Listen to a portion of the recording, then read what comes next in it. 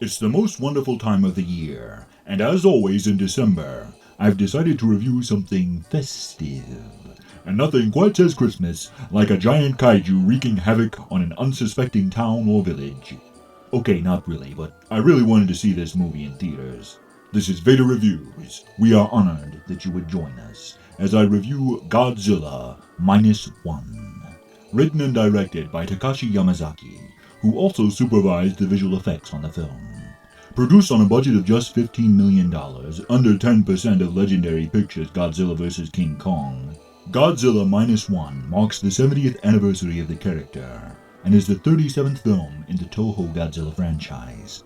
Principal photography began on March 17, 2020, and wrapped June 11th the same year. Set in post-war Japan between 1945 and 1947, the film tells an emotional and compelling story about people who survived the devastation of World War II, grappling with a giant monster who threatens to destroy what little they have left. Now, without going into spoilers here, I just want to touch on a few things I really liked about this movie. First off, Godzilla has never been more monstrous or more powerful than in this film. This is also the most destructive and impressive his atomic breath has ever been. But even more impressive than Godzilla himself is the fact that for the very first time, I gave a crap about the human characters in a Godzilla movie. I'm as surprised as you are, but even when Godzilla wasn't on screen, I found myself completely engaged, and I truly cared what was happening to the people in this story.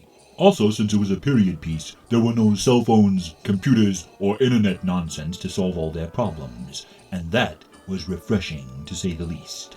The film score is equally chilling and moving, and all throughout the movie, it reminded me of the music from the live-action Rurouni Kenshin films. Turns out Naoki Sato, who scored Godzilla -1, did in fact score all 5 of the Rurouni Kenshin films, which I highly recommend, by the way. Interestingly, this isn't the only connection to that franchise, however, as Ryunosuke Ichikawa, who plays the lead in Godzilla -1, played Seta Sojiro in Kenshin. Munetaka Aoki, who plays the fighter plane mechanic in Godzilla, plays Sonosuke Sagara, Kenshin's blustering and brawling friend. Leaving the theater, I couldn't help but think, this is what going to the movies used to feel like. And the more you know about World War II and Japanese culture, the more you'll get out of this movie. Now obviously, all film is subjective, and this is just my opinion, but I happen to be right. This is the very best Godzilla film I've ever seen, from the acting and production design, to the musical score and the writing.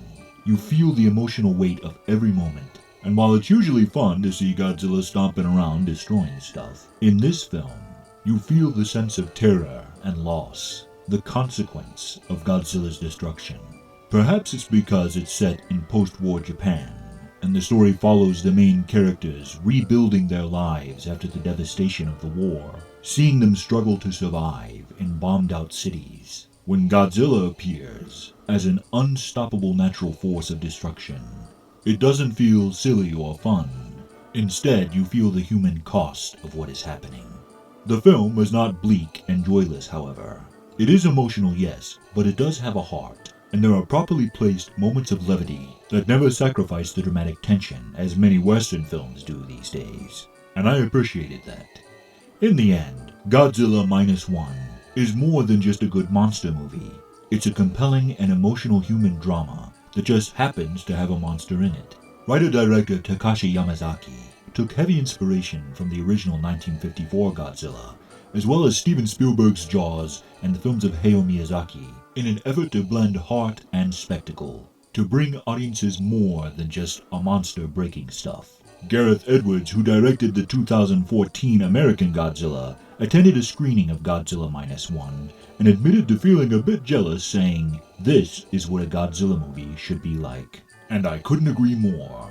So for its compelling characters, chilling action set pieces, emotional film score by Naoki Sato, and stellar performances by Ryunosuke Ichikawa and Minami Hamabe, I give this film a solid 5 out of 5 Death Stars. Godzilla -1 is impressive. Most impressive. This has been Vader Reviews, and always remember, you don't know the power of the dark side.